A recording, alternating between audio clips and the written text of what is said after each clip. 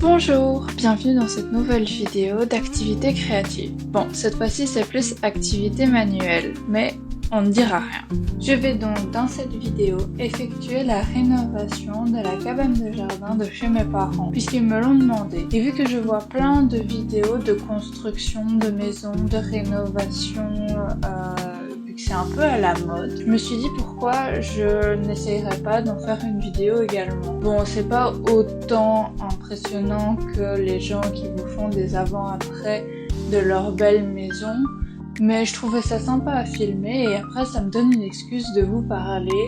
Et j'avoue, j'adore faire des vidéos et c'est la meilleure excuse que pour faire un petit tête-à-tête avec vous et que je puisse vous parler en voix off. Si tu viens de me découvrir, bonjour. Moi c'est Lila Soriti. Je me suis lancé le défi durant les vacances de poster une vidéo par semaine en faisant des activités créatives diverses et variées. Je t'invite à t'abonner si ce n'est pas déjà fait, à mettre un like et à commenter sous la vidéo si tu veux m'aider à m'améliorer ou alors pour me donner des idées de futures activités créatives. Un abonné m'avait donné comme idée de créer un Discord, ce qui est en cours de préparation, mais vu que je ne sais pas le faire seul, j'ai demandé de l'aide. Donc c'est en cours, ça va arriver. Du coup, si tu veux voir l'avancée de ce projet avec moi dans la communauté, je t'invite à t'abonner encore une fois. Du coup, ce que je suis en train de faire, c'est poncer une première fois avec du grain 40 pour pouvoir décaper toute la saleté pour tout relisser. Et ensuite, je vais passer 2 couches de vernis. Entre les 2 couches, je vais encore passer un petit coup de ponçage de 120 mm. Et c'est ce qu'on voit dans l'arrière de ma vidéo. Mais aujourd'hui, j'avais envie de parler avec vous. Je voulais parler avec vous de l'algorithme de YouTube et surtout la manière dont YouTube met en avant le format horizontal. Aujourd'hui, le plus connu, c'est le format vertical grâce à TikTok, les shorts, les reels, tout le monde est passé sur ce format-là. C'est rapide, c'est court, ça va droit au but, ça plaît au public qui veut des informations à courte durée, qui se lasse vite. Le truc, c'est que ça m'a jamais plu ce format-là. C'est pour ça que je me suis lancée sur une chaîne YouTube pour faire des plus grosses vidéos, parce que c'est ce qui me plaît le plus. Mais j'ai eu un problème durant les montages, durant les analyses des performances de ma chaîne. C'est que j'ai remarqué que l'algorithme, en tout cas YouTube, m'efface des likes.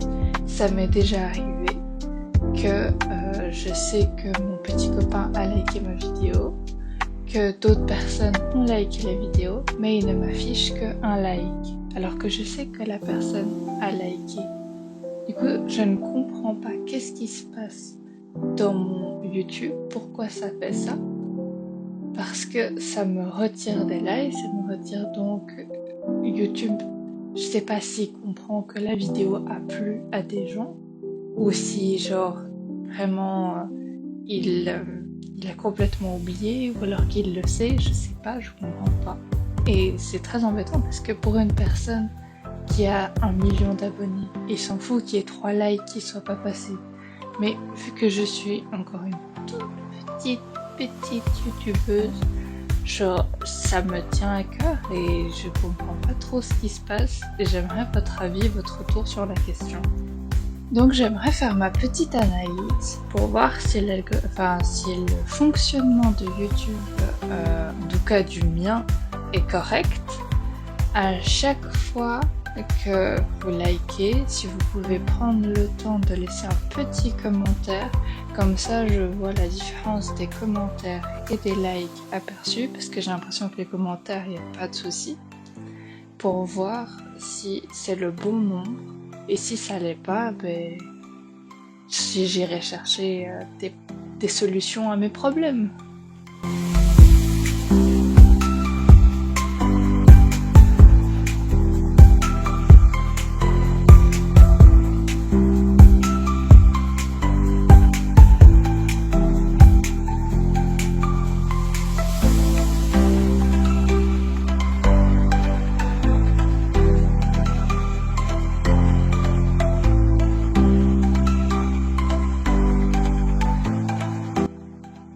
ce moment-là, j'ai été rejointe par mon petit chien qui s'appelle Croque-Mou, il a 2 mois, et mon papa qui va décider de faire un peu le foufou devant la caméra.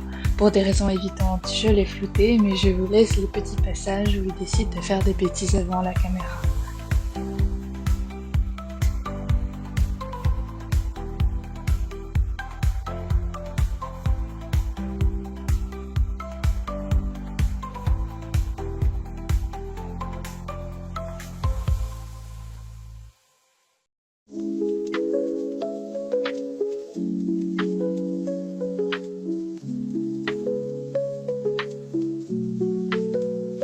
Mon père n'a pas que dansé, ça c'est un petit instant où il a dansé, mais m'a aussi validé ce que j'étais en train de faire et je vais pouvoir passer à la suite, c'est-à-dire peindre par-dessus et mettre du vernis pour le bois. Je sais pas trop les produits que j'ai utilisés, je vous avoue qu'ils ont tout acheté en amont et ils m'ont demandé de le faire pour pouvoir avancer sur le projet.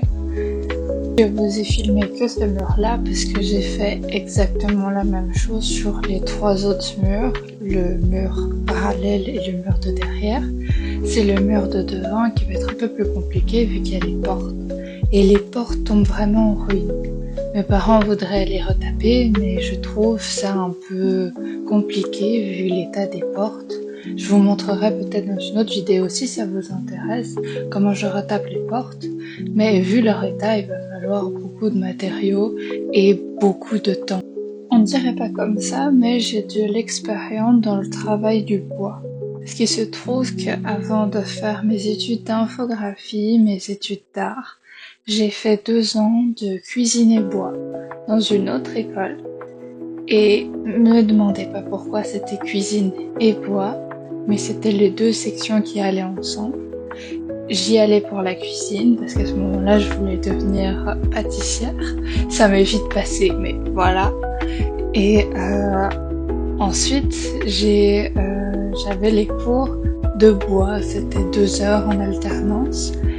Et j'ai dû énormément poncer, on a créé des petits bricolages du haut de nos performances. C'était un peu compliqué, du coup c'était durant la période du Covid, mais je m'y connais un peu dans le domaine. Aujourd'hui, pour ceux que ça intéresse, j'aimerais me spécialiser dans le cinéma, plus précisément dans l'interprétation dramatique. J'aimerais devenir actrice et également un jour pouvoir produire mes propres films.